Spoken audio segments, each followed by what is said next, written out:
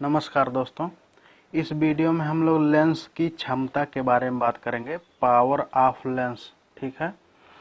तो हम लोग जानते हैं कि जैसे हम लोग का कोई भी लेंस होता है, उत्तल या अवतल लेंस हो, जैसे ये हम लोग का उत्तल लेंस है तो ये इसका मुख्य अक्ष है, ये इसका जो है प्रकाशीय केंद्र ओ है, ठीक है। इसके मुख्य अक्ष के समांतर कोई प्रकाश की किरण अगर आती है तो ये प्रकाश की किरणों को जो है केंद्रित कर देता है, ठीक है, केंद्रित कर देता है, ठीक है। मान लीजिए ये हम लोगों का उत्तल लेंस है, ये अपनी जो है प्रकाश की किरणों को बहुत अच्छे से केंद्रित कर रहा है, ठीक है। मुख्य अक्ष के समांतर आने वाली प्रकाश की किरणों को बहुत अच्छे से केंद्रित कर रहा है, ठीक है। तो इसको हम लोग जो है ये कहेंगे, इसके लिए हम लोग ये कहेंगे कि इसकी क्षमता जो है बहुत अच्छी है, ठीक है। क्षमता बहुत अच्छी कैसे कहेंगे, जैसे हम लोग जो है स्टूडेंट हैं, ठीक है, छात्र हैं, जैसे आप लोग कोई छात्र हैं, ठीक है।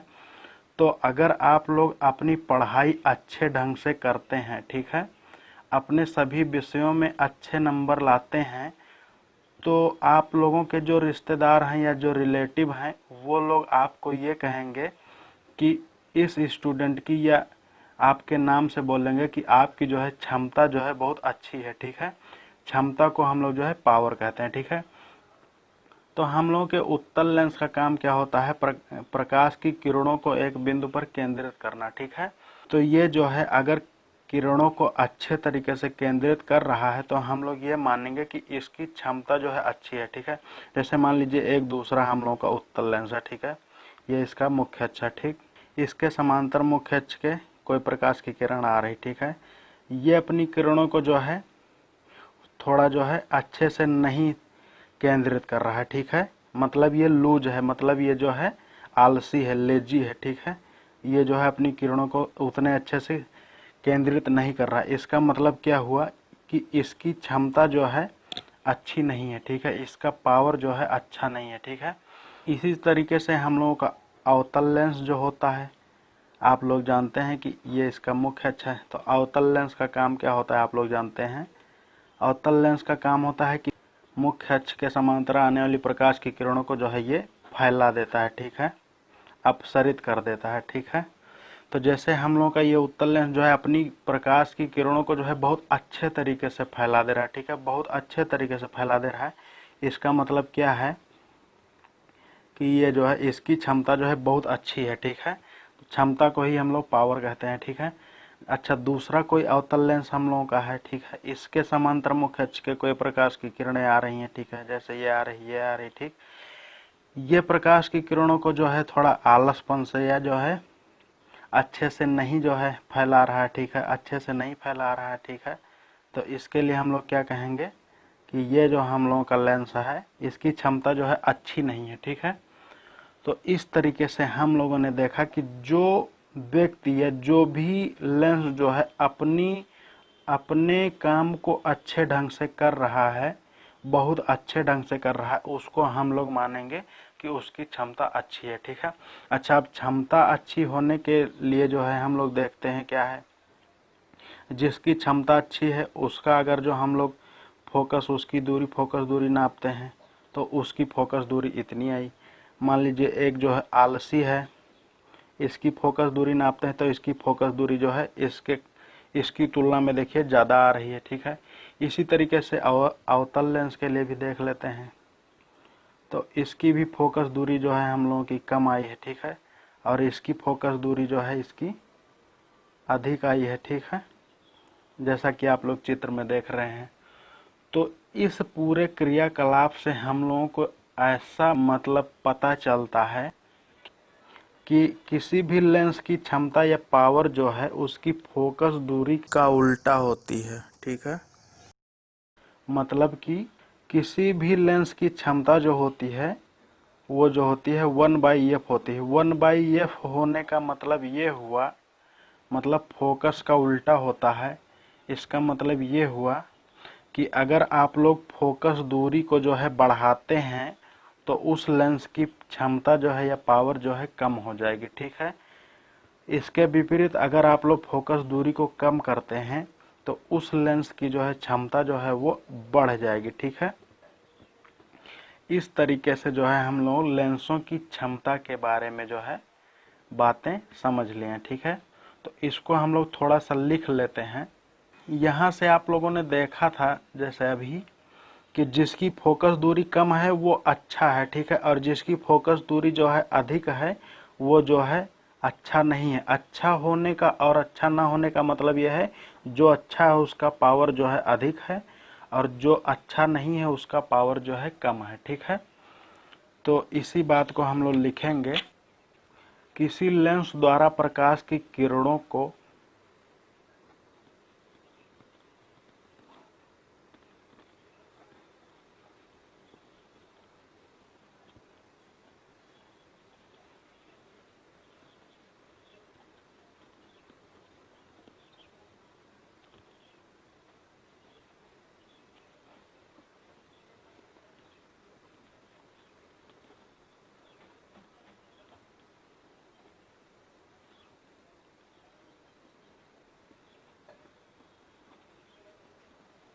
किसी लेंस द्वारा प्रकाश की किरणों को, ठीक है, अभिसरण, अभिसरण मतलब केंद्रित करना या अपसरण करने की मात्रा, मात्रा मतलब कि डिग्री, डिग्री मतलब जैसा कि मैंने आप लोगों को अभी जो है बताया है। ठीक है, डिग्री का मतलब क्या हुआ, ये कोई प्रकाश की किरण आ रही, ठीक है, तो ये जो है ऐसे केंद्रित किया है। ठीक है, ये जो है ऐसे केंद्रित किया है, तो डिग्री का मतलब क्या हुआ, जैसे ये हम लोग की किरण ऐसे जानी चाहिए थी। ठीक है, तो ये जो है ऐसे मतलब ये इसका कोण जो बना है, मतलब इतना जो कोण इसका बना है जो अपने मार्ग से विचलित हुई है, यही इसका जो है डिग्री मतलब कोण है। ठीक है, तो मतलब जितनी मात्रा में या जितनी डिग्री में जो है अभिसरित करती है, जितने डिग्री में अभिसरित करती है। जैसे हम लोग का ये दूसरा लेंस है, यहाँ से कोई प्रकाश की किरण जा रही है तो इसको ऐसे जाना चाहिए था, लेकिन ये जो है किरणों को जो है ऐसे केंद्रित किया है। तो इसका जो है देखिए, इसका जो कोण बन रहा है विचलन का, इसका जो कोण बन रहा है ये जो है थीटा, जो है थीटा 2, ये जो है ये थीटा जो है ये ज्यादा है और ये थीटा 2 जो है ये कम है। ठीक है, यहाँ से आप लोग देख रहे हैं, तो यही डिग्री या यही मात्रा जो है मतलब कि जितने ज्यादा डिग्री से, जितने ज्यादा कोण से किरणों को जो है केंद्रित करती है या फैलाती है, ठीक है, उसी को जो है हम लोग लेंस की क्षमता के रूप में व्यक्त करते हैं। ठीक है, यहाँ से आप लोग देख रहे हैं। ठीक है, तो P को जो है इसे P से प्रदर्शित करते हैं। P को हम लोग लिखते हैं 1/f। ठीक है, 1/f मतलब 1/, फोकस। ठीक है, अब हम लोग जो है, जैसे हम लोग किसी भी चीज का एक मात्रक रखते हैं, जैसे दूरी का मात्रक जो है मीटर होता है, ठीक है, या द्रव्यमान का मात्रक जो होता है किलोग्राम होता है, उसी तरीके से हम लोगों के लेंस की क्षमता का भी मात्रक होता है। और इस लेंस की क्षमता का मात्रक जो होता है डी से प्रदर्शित करते हैं, इसको हम लोग डायोप्टर कहते हैं। ठीक है, डायोप्टर कहते हैं। ठीक है, लेंस की क्षमता का मात्रक जो होता है वो डायोप्टर कहलाता है। ठीक है, इसको हम लोग इस तरीके से भी लिख सकते हैं, जैसे देखिए 1/f लिखा है, तो फोकस जो होता है इसका मात्रक जो होता है मीटर होता है। ठीक है, फोकस का मात्रक, फोकस दूरी का मात्रक जो होता है मीटर में होता है। ठीक है, तो P बराबर जो होता है 1/f जो होता है, तो इसका मात्रक पूरी तरीके से अगर हम लोग निकालते तो 1 जो है m निकलता है, यह निकलता मीटर इनवर्स। ठीक है, मीटर इनवर्स, जिसको हम लोग जो है एसआई मात्रक में जो है, इसका एसआई मात्रक जो है, एसआई पद्धति का मात्रक जो है हम लोग डायोप्टर लिख दिए हैं। ठीक है, इस तरीके से हम लोगों की लेंस की क्षमता का मात्रक जो है मीटर इनवर्स या जो है डायोप्टर होता है। हम लोग जो है सभी जगह पर डायोप्टर ही लिखते हैं। ठीक है, एक चीज और ध्यान देने वाली, कभी भी हम लोग जो है लेंस की क्षमता अगर लिखेंगे तो फोकस दूरी, ये हम लोग की फोकस दूरी जो है किसी भी मात्रक में दी हो, इसको हम लोग हमेशा मीटर में चेंज करके ही लिखेंगे। ठीक है, मीटर में बदल कर ही लिखेंगे। ठीक है, हम लोग इसके अलावा सेंटीमीटर या कुछ भी नहीं लिखेंगे। ठीक है, तो हम लोग एक डायोप्टर जो होता है, एक डायोप्टर, किसी लेंस की क्षमता एक डायोप्टर तब कहलाती है जब उस लेंस की फोकस दूरी 1 मीटर हो, ठीक है। किसी लेंस की क्षमता 1 डायोप्टर तब कहलाती है जब उसकी फोकस दूरी 1 मीटर हो, ठीक है। जैसे मान लीजिए ये कोई लेंस का पावर है, ठीक है, ये सूत्र होता है 1/f, ठीक है। मान लीजिए कोई लेंस हम लोगों का है, ठीक है, उसकी फोकस दूरी जो है 1 मीटर है, ठीक है। तो उसका मतलब यहाँ पर फोकस की जगह पर हम 1 रख देंगे, यहाँ से हो जाएगा 1/1। इसका मतलब क्या हुआ, 1 हुआ, ठीक है, 1। और पावर का मात्रक क्या होता है, डायोप्टर, ठीक है। मतलब क्या हो, किसी लेंस की क्षमता जो होती है 1 डायोप्टर तब होगी जब उसकी फोकस दूरी 1 मीटर हो, ठीक है। थोड़ा सा और हम लोग आगे देख लेते हैं लेंसों का संयोजन। लेंसों का संयोजन, ठीक है। लेंसों का संयोजन मतलब कि जब हम दो लेंसों को जोड़ते हैं आपस में, ठीक है। पहले लेंसों के संयोजन में जानने से पहले थोड़ा सा हम जान लेते हैं कौन से लेंस का जो है पावर धनात्मक होता है और कौन से लेंस का पावर जो होता है वो ऋणात्मक होता है। यहाँ हम लिखेंगे उत्तल, ठीक है, यहाँ लिखेंगे अवतल। आप लोग जानते हैं उत्तल लेंस के बारे में, ये इसका जो है मुख्य अक्ष हुआ, ठीक है। ये कोई प्रकाश की किरण आती है तो ऐसे जो है चली जाती है, ठीक है। तो आप लोग जानते हैं ये जो होता है ये प्रकाशिक केंद्र वो होता है। तो इस दूरी को जो है हम लोग उत्तल लेंस में फोकस दूरी कहते हैं, जो कि प्रकाशिक केंद्र के दाहिनी तरफ है, ठीक है। तो आप लोग जानते हैं प्रकाशिक केंद्र के दाहिनी तरफ की दूरी को जो है हम लोग धनात्मक लेते हैं। इस तरीके से जो है लेंस, उत्तल लेंस की फोकस दूरी जो होती है धनात्मक होती है, आप लोग जानते हैं, ठीक है। तो इसका पावर क्या होगा, P बराबर होगा 1/+f, ठीक है। प्लस एफ मतलब क्या हुआ, ये आप लोग लिखेंगे नहीं प्लस एफ, सूत्र तो केवल 1/f होता है, जैसा कि मैंने बताया है। जैसे कहीं मान रखना हो, जैसे किसी उत्तल लेंस की फोकस दूरी दी है 10 मीटर, ठीक है, 10 मीटर दी है, तो हम लोग उस जगह पर रखेंगे P बराबर 1/+10, ठीक है। इस तरीके से जो है हम लोग उत्तल लेंस के लिए रखेंगे, ठीक है। अच्छा, अब हम लोग अवतल लेंस के बारे में बात कर लेते हैं। आप लोग जानते हैं ये होता है हम लोग का अवतल लेंस, ये इसकी होती है मुख्य अक्ष, ये होता है इसका प्रकाशिक केंद्र O, ठीक है। इसके मुख्य अक्ष के समांतर जब कोई प्रकाश की किरण आती है तो वो किरणों को ऐसे अपसरित कर देता है, फैला देता है। इसको हम लोग पीछे की ओर बढ़ाते हैं तो प्रकाशिक केंद्र और जहाँ पर ये कट करता है इसकी दूरी को जो है हम लोग फोकस दूरी कहते हैं, ठीक है, इसको F से।